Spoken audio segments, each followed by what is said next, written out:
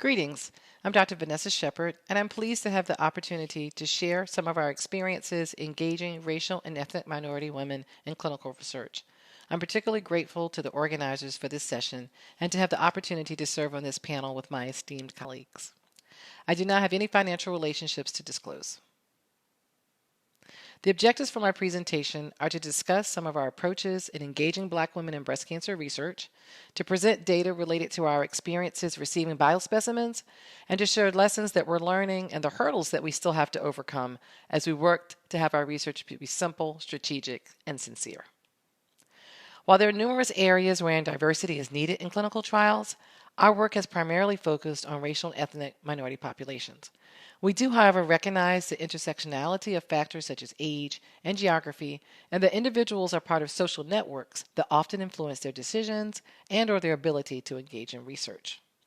For almost 2 years, we've seen the realities of the pandemics of COVID-19 and misinformation, and importantly, the need for strong, trusting relationships between the medical research enterprise and the community.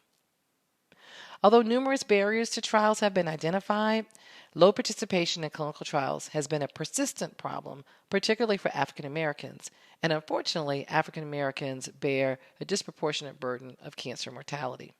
There's been relatively little progress made over the last 20 years in terms of the area of representation in trials, and this low minority participation limits generalizability. Importantly, the diversity that's seen in the patient population has not been reflected in our clinical research studies. Barriers to trials and the receipt of biospecimens for research are influenced by multi-level factors as depicted in this framework by Hamill and colleagues. Many of the barriers are well known, but there are relatively few interventions that have been developed and available to address them. We know that the strict eligibility criteria has been shown to exclude African Americans from trials, and in our considerations of how we can make inclusion more simple, we have been examining what comorbidities are really related to the outcomes under study. The lack of community engagement is another area where we've been working to increase the general knowledge in the community about trials and the potential benefits of participating in biospecimen research. The patient-physician relationship and other interpersonal factors may be important to also enhancing clinical trial participation, and we've observed that this seems to make a difference in the provision of biospecimens and, in turn, can impact disparities.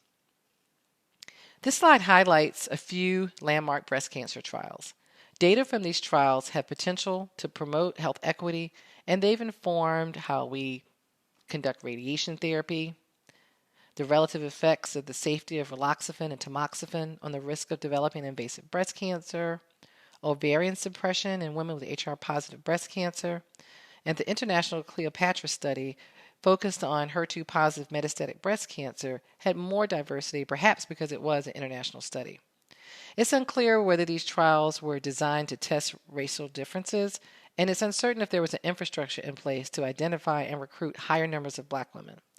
Based on the conceptual framework shared previously, it's likely that multi-level factors may have influenced enrollment. It's also likely that the trial findings or the data that are collected have potential to reduce existing disparities. Of the trials that are depicted on this slide, the TAILOR-X had the most Black women. Among the many important findings from this important study, disparities have also been noted. Black women had worse clinical outcomes despite having similar 21-gene assay RS results and comparable systemic therapy. Similar to whites, Black women did not benefit from adjuvant chemotherapy, even if their 21-gene RS score was between 11 to 25. The large number of Black women in the TAILOR-X trial likely enabled the researchers to examine potential disparities and to identify the need for further research required to elucidate the basis for this racial disparity in prognosis.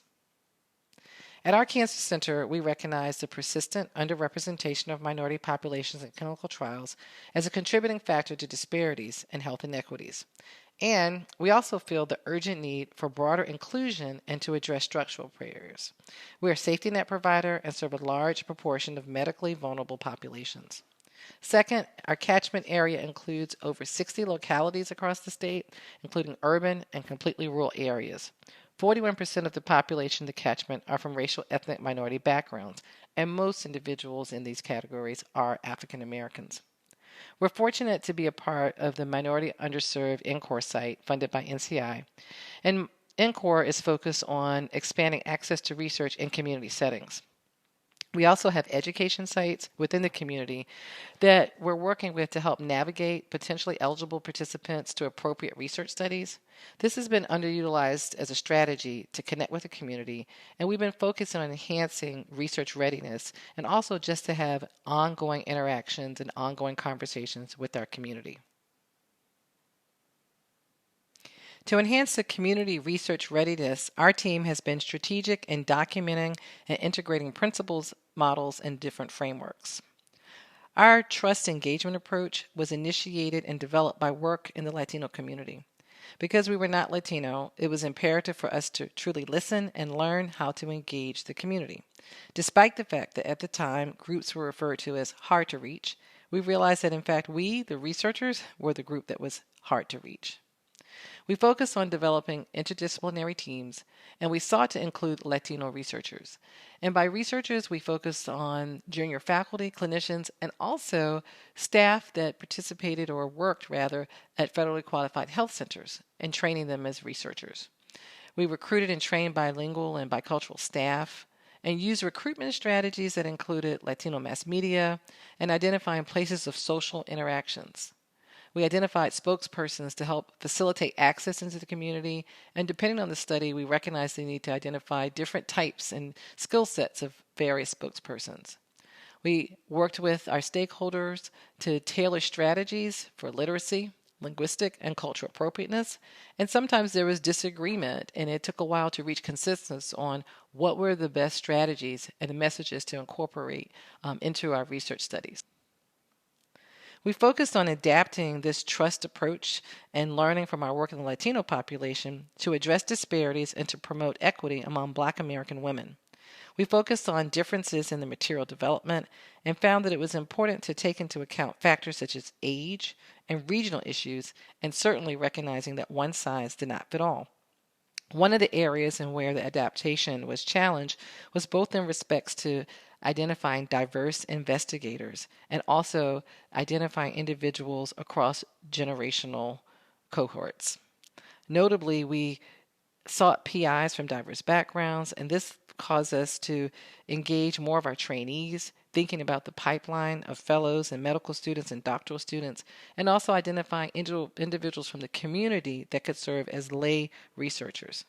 The tailoring of materials for recruitment was important, but our stakeholders also pointed out that they were interested in ongoing engagement, and this caused us to think a little differently about how we implemented our studies. We were able to engage a large number of Black women across several studies, and the proportion of Black women ranged from 20% to over 50% when studies included other racial and ethnic groups. Studies were observational and also non-therapeutic interventional trials. We exceeded our recruitment and met our retention goals. Few of these studies, however, included the collection of biospecimens, and we recognized pretty quickly that we missed some opportunities to conduct biobehavioral research. And we became interested in seeing how we might overcome or address some of the things that we read about regarding Black women being less likely to participate in genetics-related research or to provide biospecimens, particularly when outside of clinical care. The WHIP study was a longitudinal cohort study funded by NCI that was designed to examine factors that influence adherence to adjuvant endocrine therapy, and we included an exploratory aim to focus on understanding factors associated with the provision of biospecimens, and we were particularly interested to see if there were differences by race. Eligible women for the WHIP study were ER positive and were recruited from academic medical centers, other clinical and community settings across multiple states. We collected information about numerous factors, clinical data, psychosocial factors, including medical mistrust, treatment attitudes, quality of life, religiosity, and also patients' ratings of their cancer care.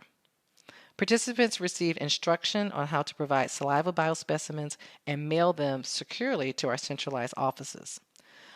Of the 575 women, 27% were Black. The majority of women returned saliva samples, and most pellets were good quality. There were no differences in sample provision by race or other demographic factors. And although Black and white women differed in terms of medical mistrust and discrimination experiences, these factors were not associated with the provision of biospecimens. In the multivariable model, women who were more likely to return their saliva sample reported more positive ratings of their time spent with their oncologists, they had higher breast cancer stage, and they reported lower ratings of religiosity. This information may suggest that perhaps the time that we took up front to explain the study and answer questions about biospecimen provision and other aspects of research were helpful. That time was helpful to participants. It also may underscore the potential role of interpersonal factors in research, although women's oncologists were not part of this protocol. Given the high rate of women's willingness and their provision of their biospecimens, we were interested to see if we could enhance the receipt of additional samples by providing low literacy information and semi-personalized information to women. A short survey was developed, and we also included instructions on provision of the sample kits. We focused on women who did not return a kit. And overall, participants seemed to appreciate the information that was sent. 17% of women returned kits, and a few women returned their surveys without the biospecimen. The only baseline factors that seemed to be relevant were the level of functioning and also ratings of religiosity. This information is being used to test messages about biospecimen donation within the community. We've also been working to address community concerns about the rising incidence of breast cancer in young women. A former trainee, Dr. Megan Edmonds, challenged us to think about how we could better and more strategically engage this priority group for recruitment and research implementation using technology and social media. The Why We Survive breast cancer study was all done online, and this was part of her dissertation work. Her recruitment and consenting and focus groups were all conducted online, and it opened up some new avenues to reach diverse women. Of the 178 women, 67% were Black. Some of the take-home lessons that were learned about recruitment was that it was important to engage breast cancer advocates, that enhanced the recruitment strategy. There was an emphasis and a focus on study branding, and also there was an interest from participants to sustain the study via a website. Right now, even the study is over, there's been supportive information, and women are interested in learning about other trials. There's a testimonial from one of the participants who says that she felt like I was able to tell my story. I would recommend participating in this survey as a platform to provide hope for women within the Black African American community who are navigating a world so scary. Doing this was a way for me to tell others that they are not alone.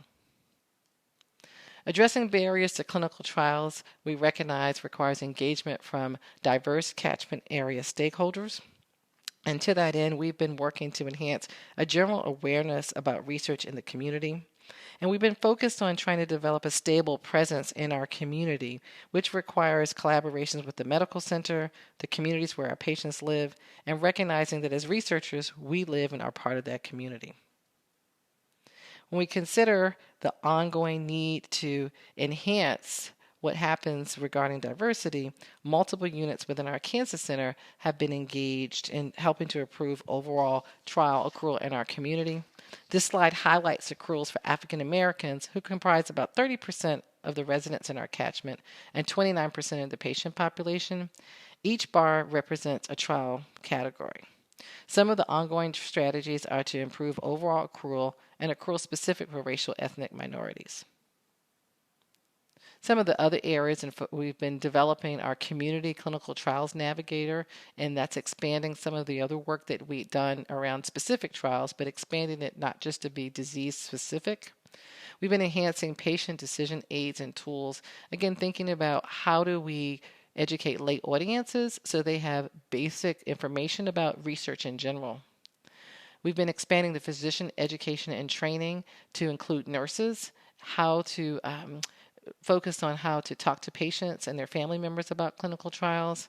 And then our community research champions, we've been working with our community outreach and engagement office, again, thinking about not waiting until a person's diagnosed with cancer to hear about trials, but really trying to elevate the ideas related to research readiness in the community.